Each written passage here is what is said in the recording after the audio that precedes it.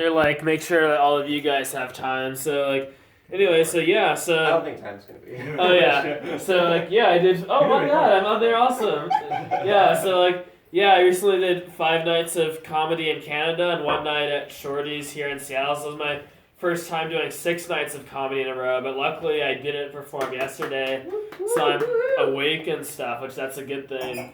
So like yeah, so like one thing that was interesting was whatchamacallit, oh yeah, like in Canada, like there were so many comedians doing jokes about black people and stuff, like at so many of the open mics, so like I was thinking like maybe they're like somehow like jealous of black people or whatever, but that seems like a weird thing though, because like I don't really feel like there's a reason for those like white Canadian men to have been jealous. Like one thing is that like on some dating sites, like some profiles will say like whites only or whatever, or like no black people. Like that was a thing up there and down here at some of them, and like that's kind of weird. But then like I've also noticed too, there have been times that I've like gone on a dating site and I see one that says blacks only. I'm thinking, oh cool, that's me. But then like it's interesting too because like they aren't interested ever. So like I've been thinking that maybe they don't think of me as a black person. So they do like windsurfing and sailing and stuff. So I'm thinking like it'd be pretty cool if I could just like hire a Klansman or something. Like it's like their whole thing is racism and stuff. And like I was thinking like if I just hired a Klansman, I could like use that person to like convince people I'm black. If there are some people who like only date black people or stuff, and I feel like that's like an untapped demographic, since like it's generally like impossible for me to get a date. So if I was able to tap into that crucial blacks only demographic, that'd probably make a huge difference in my ability to date people. So yeah, but like I'm thinking like the person would be like, oh, he windsurfs and stuff, and then the Klansman would be like, yeah, but his parents are black, and then like yeah, but he probably wouldn't say black. He'd probably say a different word, but that's fine. Like anything to get the date would be nice. So like, it's interesting too. It's like right before this, I was like, yeah, I get annoyed with a lot of comedies just about dates and stuff, and then here I am talking about dating or whatever. Freaking yeah. Yeah. So like one thing that's interesting is like I'm on the autism spectrum, which means that like social situations, it can be a bit hard for me to read them and interact and stuff. And like there's one thing that some people on the autism spectrum do, which I'll do sometimes also, is like you're excited about something, so you want to tell someone about it, even when like maybe you possibly shouldn't be telling the person about it at the time. Like for example, like I like if I've seen like a cute puppy video or whatever, like maybe that cute puppy has like wiggled so much that it's fallen between some couch cushions and gotten stuck, but like I should like wait till I know something about the person before telling someone about the cute animals like I've seen. Like maybe I should know something about them, like know their name first or something. Yeah, it's funny too because I think most of the people here have seen that part before, so like it's not the most newest, freshest stuff. But one thing I really enjoyed that I don't think you were there for, Andy, was like there's this thing I do in my stand where I battle rap against myself.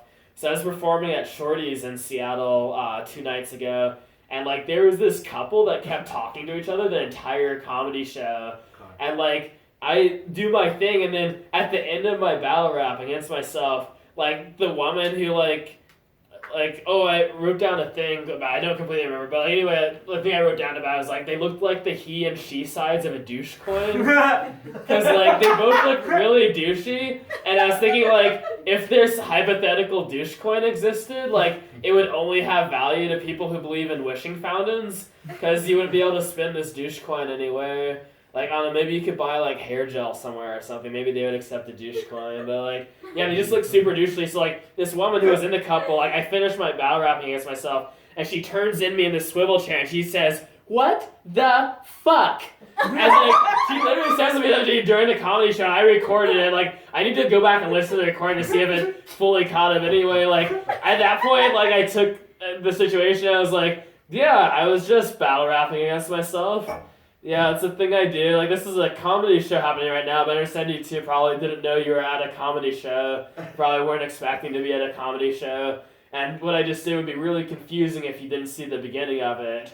And, like, she was still looking pissed, but at that point, like, she swiveled back around in her swivel chair away from me, like, her back to me. And then, like, I just left it alone. But But what was even better to me later is like then this other comedian comes up. There's this comedian named Mitch Mitchell, like not the black one who was going to be here today, but there's a white Mitch Mitchell. And so like yeah, there's a white Mitch Mitchell also Shishio. So like the white Mitch Mitchell was doing stand up, and then like she kept like is Mitch Mitchell's pronouns she? They and them. Oh shoot, they them. Sorry, thank you. All right, so they're up there doing the stand up and stuff, and like they keep like sort of indirectly like making fun of them. Like then they're saying like, yeah, there's a certain voice over here that I'm not going to imitate. And they kept making other like gestures of that and stuff. And then the man in the douche couple, the he side of the douche coin, he swivels in his chair, like completely in place. He says, "Whose voice?" Then they're like, "Oh, nothing," or whatever. Whose voice? And he keeps doing that over and over. Like, whose voice? Whose voice? Whose voice? And like I was, oh my god, like I was thinking like,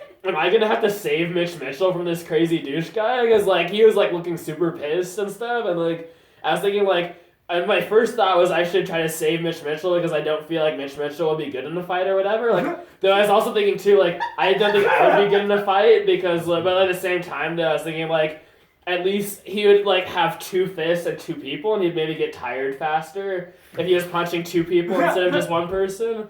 And I was also thinking too, like, there's a sort of more, like, less moral side of it in my mind. I was thinking, like, well, Mitch Mitchell is funnier and more well-connected to me. If I, like, get my face beat up instead of Mitch Mitchell's face, maybe I'd get, like, more gigs or something. But that sounds really bad. Like, I don't know. Like, it makes me sound like a bad person, but I think the first reason is better than the second reason. But Mitch Mitchell did not get beat up, and I did not have to lose my face or whatever and get beat up or whatever. But, yeah, so let's see. I'm at 6 minutes, 6:46. I will battle rap against myself. This will be, and I'm really glad that I know their pronoun now because I'm really glad. I should have asked when I met Mitch Mitchell. Anyway, let's see. So I will do 2 characters.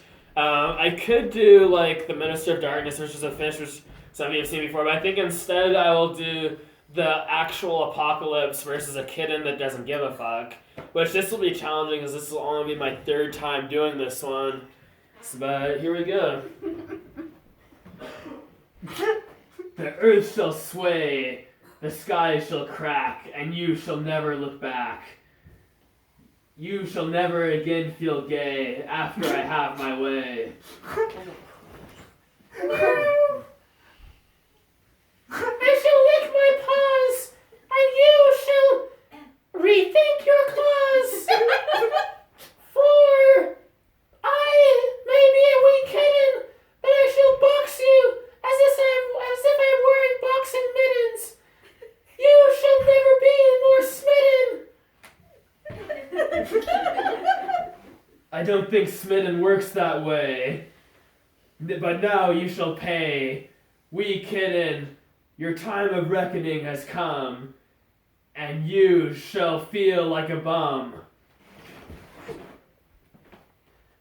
I shall lick my fur, and you shall feel my scorn, as if you shall wish you had never been born.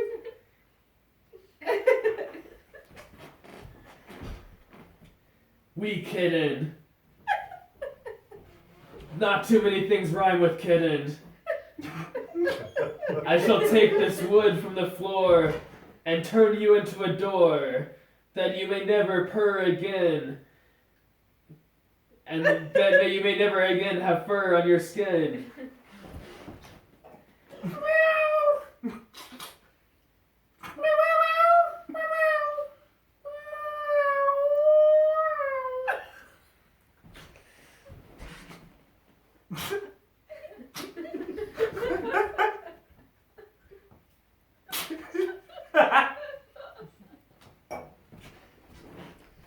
Wee kitten, you don't have the repertoire. You aren't even worthy of my boudoir.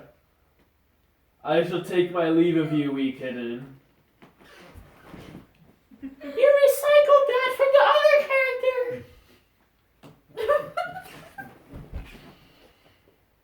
I shall be gone. Yes, you shall be! Goodbye! Okay, I think I'll end that one there. Let's see.